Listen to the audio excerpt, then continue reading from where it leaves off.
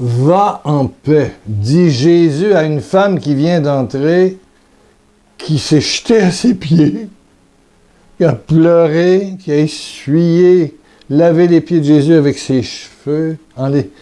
Elle embrassait les pieds, puis il lui dit, ta foi t'a sauvé, va en paix. C'était une prostituée. On dit que c'est peut-être Marie-Madeleine, mais ça on ne sait pas. C'est pas Marc. Va en paix. Eh bien toi, bonjour, bonne nuit, va en paix. Va en paix, toi qui cherches Jésus. Va en paix. Sois en paix aujourd'hui dans cette petite rencontre. Sois en paix cette journée. Ouais. Ce jeudi. En 2022. Amen. Va en paix. Jésus voit arriver cette femme que Simon le pharisien connaissait. C'était une prostituée de grand renom. Mais Jésus voit autre chose que... Et il le voit, il le sait que c'est une prostituée. Mais il voit à l'intérieur d'elle que c'est un trésor. C'est un trésor. Il voit le trésor caché.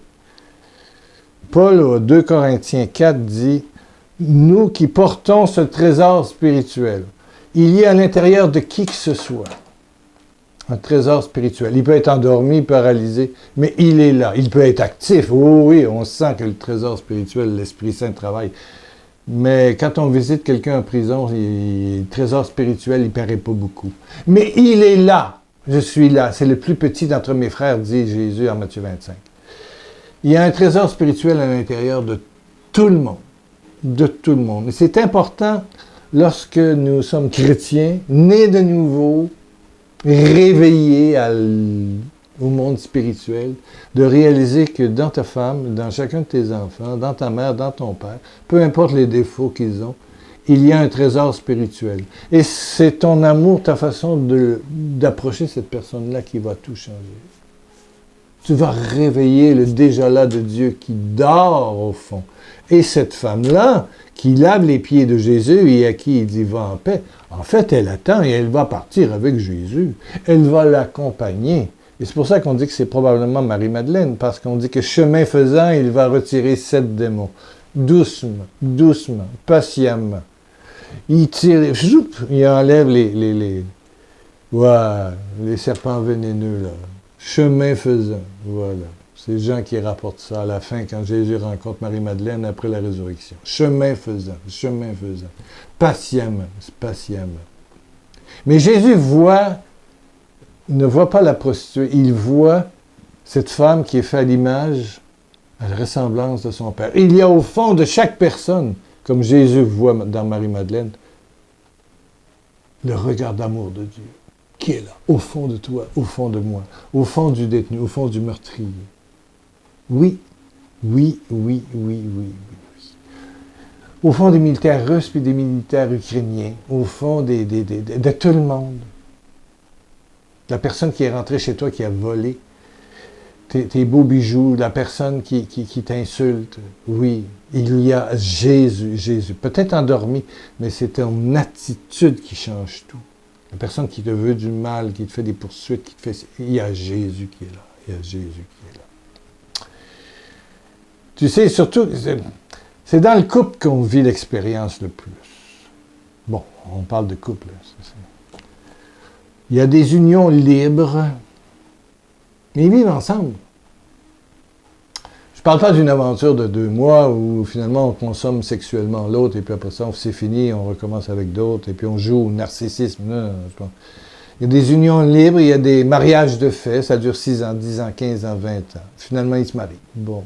Et puis, il y a ceux qui se fréquentent et puis qui se connaissent et puis qui décident devant Dieu de s'engager l'un pour l'autre. Pour le meilleur et pour le pire.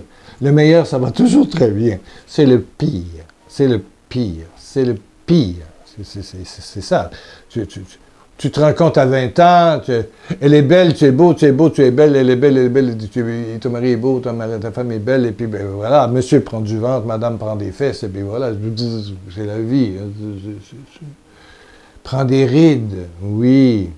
Je me souviens un jour, j'avais mal à la tête en faisant des travaux sur Internet, et j'ai pris ces sortes de lunettes-là, qui sont des lunettes d'ordinateur, qui sont faits pour voir à 1 mètre, 2 mètres, à 5-6 pieds. Plus loin, on voit mal. C'est pas des lunettes normales, c'est des lunettes pour travailler sur l'ordinateur. Et puis, je les ai mis pour manger, je venais de les avoir, et puis je regarde Louise. Je dis, mon Dieu, t'as pris du ride?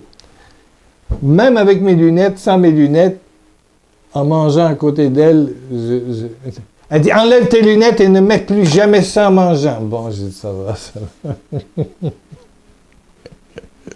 Elle n'était pas contente que je découvre ses rides. Ben oui, ben elle vieillissait. Ben, j'ai dit, voyons chérie, moi aussi je ride, moi aussi je grossis, je prends du vent. Voyons donc, on vieillit. C'est pas grave, c'est juste que j'ai eu une expression comme ça. Elle dit, bon, ben, ça va. On s'est pas pris la tête, mais... Je dis, il fallait pas mettre mes lunettes. Mais, ces 42 ans de vie conjugale que j'ai vécu m'a appris une chose. 42 ans avant que ma femme décède. C'est que l'autre est le temple du Saint-Esprit. 1 Corinthiens 6, verset 19. Votre corps est le temple du Saint-Esprit. Il y avait dans Louise, il y a dans la personne qui vit avec toi, que ce soit mari, femme, enfant, grands-parents, parents, la personne qui vit à côté de toi, là. Voilà. Même les collègues, les voisins, peu importe. Là. Mais il y a des gens proches.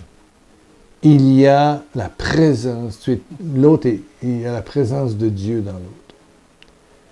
Et le secret que moi j'ai trouvé, c'était de prier Dieu, de lui parler en moi. Je le fais. Des fois, oh, notre Père qui es aux cieux, que ton nom soit saint. On est là, puis on prie le ciel, on prie le firmament, on prie l'infini.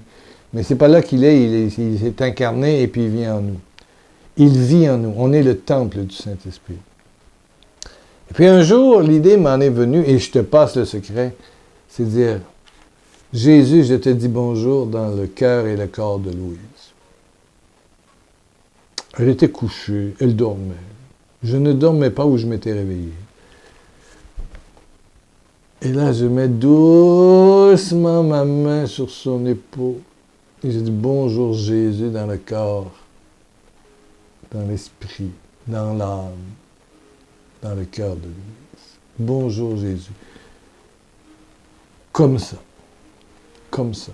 Et finalement, je lui en ai parlé, j'ai dit, quand tu pries Jésus, prie-le en dedans de moi, et moi je le prie en dedans de toi.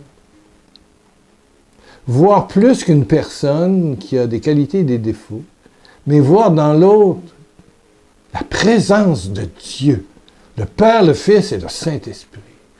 La présence de Jésus. Oui.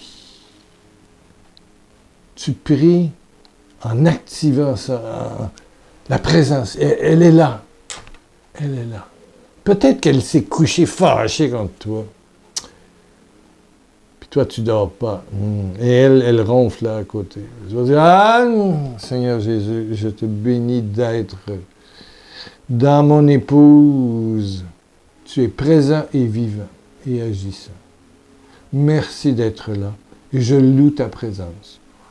Commence pas une longue série de conseils à donner à Dieu. Donne pas de conseils à Jésus. Ouais, il faudrait que tu fasses ça demain.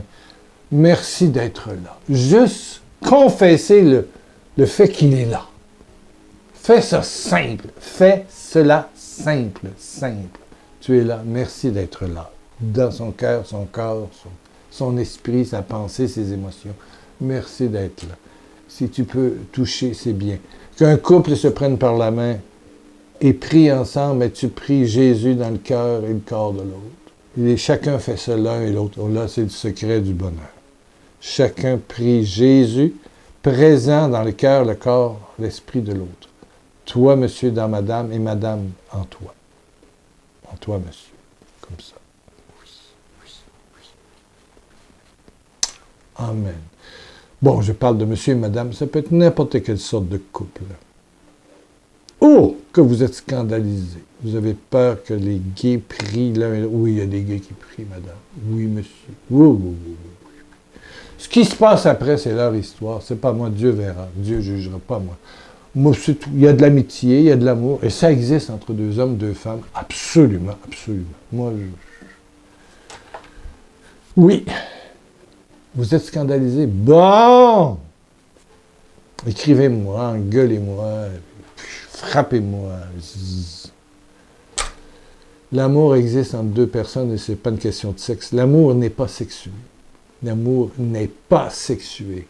L'amour n'est pas sexué. Quand tu dis maman, je t'aime, c'est pas parce que tu as un goût sexuel. Quand tu dis à ton fils ou à ta fille, je t'aime, c'est pas une question de sexe. L'amour, c'est non sexuel. Et il y a des gens qui savent. Vraiment. Et ça peut être, voilà, deux amis. Restent-ils ensemble? Ça, le reste, c'est pas moi qui décide. Il y a des gens qui s'aiment, il y a des deux filles qui peuvent être des amis depuis des années, des confidents, deux gars qui sont des amis. Moi, j'ai des amis qui sont des femmes qui ils vivent pas avec moi, mais c'est des amis profonds, éternels. Voilà, j'aime les appeler, j'aime recevoir leurs appels, leurs petits mots. J'ai des amis. Et c'est de l'amour, c'est non sexuel. L'amour est non sexuel. Non sexuel. Non sexuel. Mais j'aime voir Jésus à l'intérieur d'eux. Et ça a été pour moi le secret de 43 ans de mariage. Moi, c'est 43 ans qu'on est restés ensemble. On ne s'est pas pris la tête une seule fois. Pas une fois, on s'est pris la tête. On dit au Québec, on ne s'est pas engueulé une seule fois. Il n'y a pas eu d'histoire. Pas une fois. Mais le secret était justement de prier Jésus dans le cœur, le corps, les émotions, les pensées, le passé. Au début, peut-être on le fait quand l'autre dort. Après ça, on se prend par la main et puis on ferme les yeux et puis on prie comme ça. Essayez! Essayez! Peut-être vous dites, oh non, mon mari, là, mon rosaire, là, non. Essayez! Commencez doucement pendant qu'il dort. Il mange, il ne dit pas un mot. Jésus, merci, Jésus, de manger ce que j'ai préparé. Parle à Jésus qui est dans. À l'intérieur. Il est peut-être endormi, ce trésor est peut-être endormi, mais vous allez le réveiller en priant Dieu en vous, mais aussi en l'autre. Je suis dans ton frère, l'as-tu oublié? Je suis dans ton frère, je suis dans ta sœur, je suis dans ton mari, je suis dans ton enfant, je suis dans ta mère. Aimez-vous comme je vous ai aimé. Amen. Allons-y vers l'amour vrai, profond, patient, bon, qui dépasse les défauts, les maladies, les traits de caractère fatigants. Alléluia. Amen, amen, amen. T'as compris? Oui, bon. Moins fâché? OK. Je vous rappelle que je cherche des gens pour Baguette du Bon Pasteur, des gens qui vont donner un SDF, une dame ou un monsieur qui est dans la rue, que tu croises régulièrement. Une baguette, tu coupes en deux, tu mets quelque chose pour manger, tu donnes un petit... ça peut être une bouteille d'eau qui vient de l'évier, là. Je veux dire, tu as nettoyé, puis tu lui donnes quelque chose de frais, tu gardes au frais, tu lui donnes ça frais un peu. Tu mets ça dans un petit sac, tu dis, pour manger, j'ai préparé ça pour vous. J'ai pensé vous préparer ça. Et si ça vous plaît, je vous en donnerai peut-être la semaine prochaine. Je viendrai vous voir. Donc, vous pouvez retourner et demander, oui, il va vous dire, j'ai apprécié, j'ai mangé, ou tu peux rester loin, regarder s'il mange, bon. S'il jette au bout de ses bras, bon, c'est tout. Vous pouvez poser la question, est-ce que vous aimeriez quelque chose d'autre?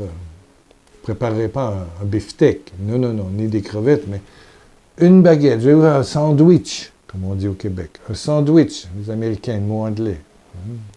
Voilà. Une baguette.